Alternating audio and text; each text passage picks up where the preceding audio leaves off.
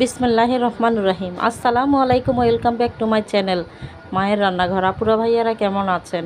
চলে আসলাম আজকে খুবই মজাদার, স্বাস্থ্যকর, খুব সুন্দর একটা রেসিপি নিয়ে। আজকে রান্না করে দেখাবো হাতে মাখিয়ে পুঁটি মাছের ভুনা। দেখেন, এখানে 2-3টা টমেটো কুচি করে কেটে নিয়েছি, বেশি করে পেঁয়াজ দিয়ে দিচ্ছি, যেহেতু হাতে মাখিয়ে রান্নাটা করব তাই একটু বেশি করে পেঁয়াজ দিতে হবে। দিয়ে দিলাম এখানে প্রায় 10-12টার মতো কাঁচামরিচ চেরা। আপনারা যারা ঝাল কম খান তারা কমিয়ে দিবেন। আমরা যেহেতু একটু ঝাল পছন্দ করি তাই একটু ঝাল করেই রান্নাটা করব। এইভাবে হাতে মাখিয়ে ছোট মাছ ভুনা করলে কিন্তু খুবই মজা লাগে খেতে। দিয়ে দিলাম এখানে স্বাদমতো লবণ,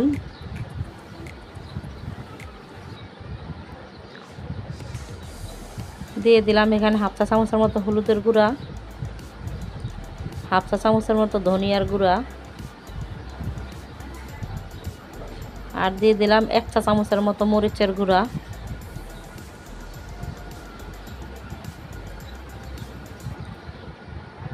দিয়ে দেবে এখানে পরিমাণ মতো রান্নার তেল। তেলটা একটু বেশি করে দিতে হবে, যেহেতু হাতে মাখিয়ে রান্নাটা।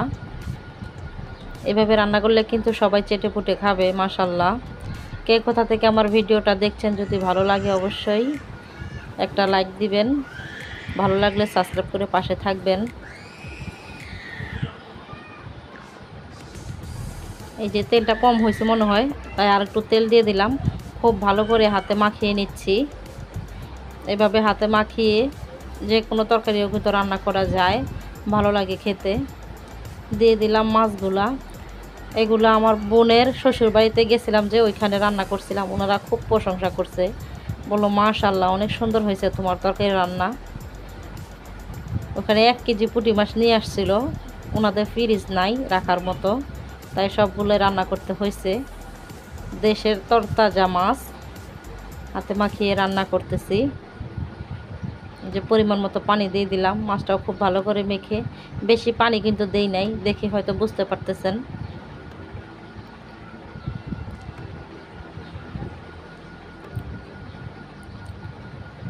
আমার আপুরা ভাইয়েরা দেশ এবং দেশের বাহির থেকে যে যেখান থেকে দেখছেন, সবাই ভালো থাকবেন, সুস্থ থাকবেন, ভালো লাগলে আমার পাশে থাকবেন। এই যে মাটির চুলাতে পুঁটি মাছের ভুনা, মাশাল্লাহ খুব ভালো লাগছিল তরকারিটা খেতে। সবার জন্য অসংখ্য অসংখ্য দোয়া, ভালোবাসা। যারা আমার পাশে আছেন, আমাকে সাপোর্ট করতেছেন, নতুন আপু যারা আছো, ভালো লাগলে অবশ্যই সাবস্ক্রাইব করে পাশে থেকে যেতে পারো। এই যে ভুনাটা দেখেন মাশাল্লাহ কত সুন্দর হয়েছে। এভাবে অবশ্যই রান্না করে খেয়ে দেখবেন, কেমন হয় অবশ্যই কমেন্ট করে জানাবেন। আর এখানে নিয়েছি কিছু চিড়াটা একটু ভাজবো, তো কীভাবে ভাজি আমি ওইটা একটু আপনাদের সাথে শেয়ার করতেছি। স্বাদ মতো লবণ দিয়ে দিলাম, কিছুটা পানি দিয়ে খুব ভালো করে একটু মাখিয়ে নেব।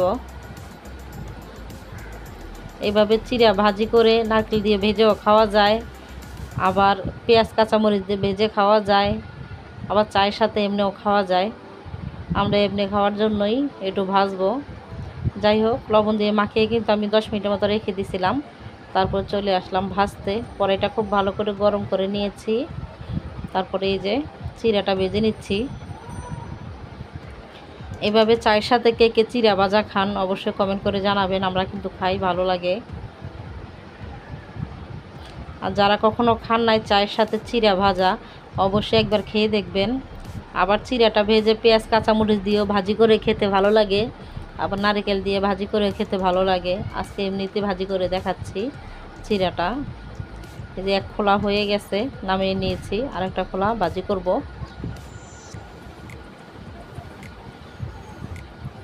আমি তো দেখি না আপনারা কে কোথা থেকে আমার ভিডিওটা দেখেন, কিন্তু যখন কমেন্ট করেন, বিশ্বাস করেন, কলিজাটা কত বড় হয়ে যায় যে আমিও কিছু পারি আমার আপুদের মতো। অবশ্য আমি আপনাদের মতো পারি না, আপনারা সবাই অনেক সুন্দর সুন্দর রেসিপি শেয়ার করেন, আমি তেমন কিছুই পারি না।